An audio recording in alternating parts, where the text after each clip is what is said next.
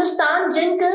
Smelter पुठोली के बाहर उस समय तनावपूर्ण स्थिति बन गई जब एक भैंस की मौत के बाद ग्रामीणों और किसानों ने जिंक गेट के सामने धरना प्रदर्शन शुरू कर दिया। बताया जा रहा है कि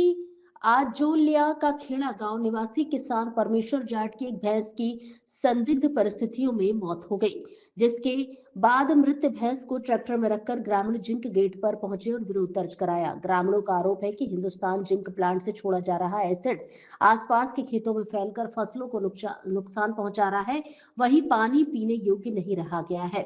किसानों का कहना है कि प्लांट से निकलने वाली जहरीली गैस के कारण पशु पक्षियों की लगातार मौत हो रही है। गैस के प्रभाव से पशुओं में भूलेटिया रोग हो जाता है, जिससे वे बेकाबू होकर दौड़ने लगते हैं और कुछ ही देर में मुंह से झाग निकलते हुए तड़प तड़प कर मर जाते हैं। धरना प्रदर्शन की सूचना पर गंगरार पुलिस प्रशासन मौके पर पहुंचा और किसानों, मोदपीर लोगों तथा जिंक प्रबंधन के बीच बातचीत कराई गई। हालांकि मौके पर मौजूद अधिकारियों के पास निर्णय का अधिकार नहीं होने से 7 दिन में कार्यवाही का आश्वासन दिया गया।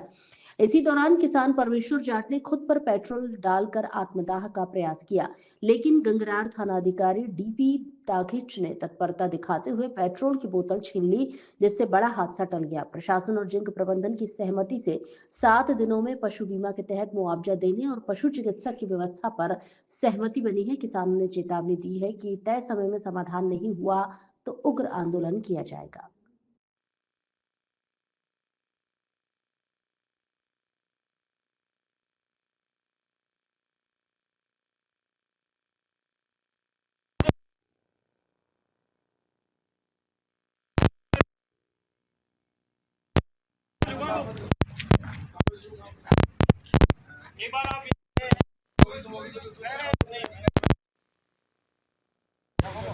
आपने क्यों पकड़े चलो आ चलाओ आपने ये आपने क्यों किए चलो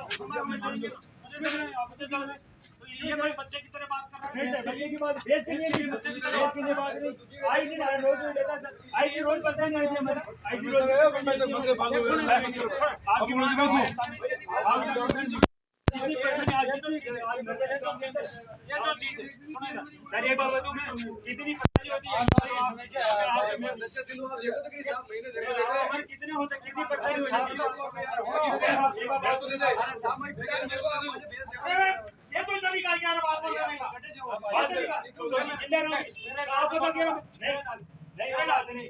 ये मुझे दे दो ये मुझे दे दो कितने मैंने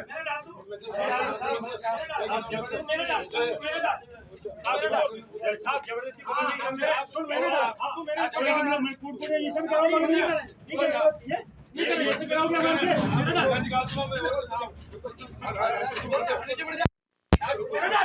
डालने की बात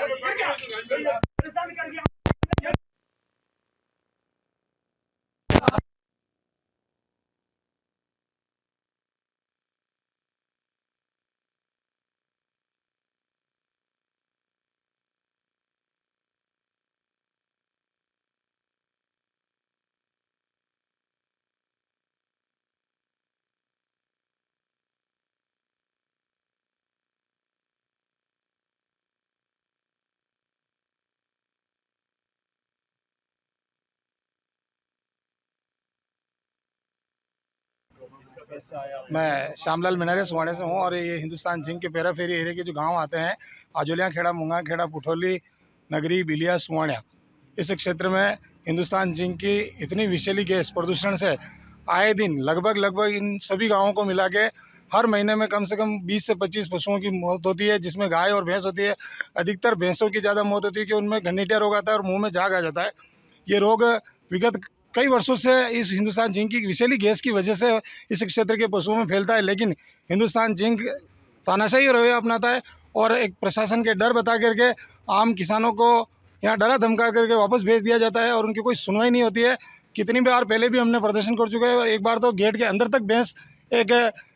किसान के परिवार के लेके गए थे, उनको भी डरा धमका कर भेज दिया गया और सिर्फ इतना कहा कि हम पोस्टमार्टम रिपोर्ट करा देते हैं, उसके बाद जो रिपोर्ट आएगी उस आधार पर कार्रवाई की जाएगी। लेकिन वो कार्रवाई के नाम पर थोड़ी कार्रवाई होती है, कोई कार्रवाई होती नहीं, क्योंकि रिपोर्टें करने वाले जो लैब होती है उन लैबों में इन हिंदुस्तान जिंक का इतना दबदबा रहता है कि वो आम किसान की रिपोर्ट बाहर उजागर ही नहीं होने देते हैं। इसलिए किसान भाई पशुपालन करना जो चाहते हैं, सरकार कहती है कि पशुपालन से किसानों की आय में वृद्धि होगी, लेकिन यहाँ पशुपालन क्या है, मतलब हिंदुस्तान जिंक ने तो लाइसेंस ले रखा है पशुओं को मारने का, इतना मतलब हम कह सकते हैं, क्योंकि इतनी इस क्षेत्र में पशुओं की मौतें होती है जिसका कोई धनी दौरी नहीं। बेचारा किसान परेशान होता है, 1-1 लाख रुपए की भैंस लेके आता है अपने परिवार की आजीविका चलाने के लिए, और अगर कोई प्रदर्शन करने आता है तो हिंदुस्तान जिंक के अधिकारी इतना दबाव बनाते हैं कि अगर किसी का भाई अगर वीडियो में नजर आ जाता है उसके भाई का गेट पास कैंसिल कर दिया जाता है। तानाशाही रवैया इतना अपनाता है हिंदुस्तान जिंक। और हम इस क्षेत्र की आम जनता, पर्यावरण प्रदूषण हम झेलते हैं, जल प्रदूषण हम झेलते हैं, वायु प्रदूषण हम झेलते हैं, और क्षेत्र के बाहर जाके विकास करवाता है, और इस क्षेत्र के जनता को न जल, जो शुद्ध जल पीने को मिलता है। आज हमारा TDS चेक कराया जाए तो हम कम से कम 2700 से 2800 के ऊपर TDS जा रहा है, जो पीने के लायक पानी नहीं हमारे 3-4 किलोमीटर के एरिया में।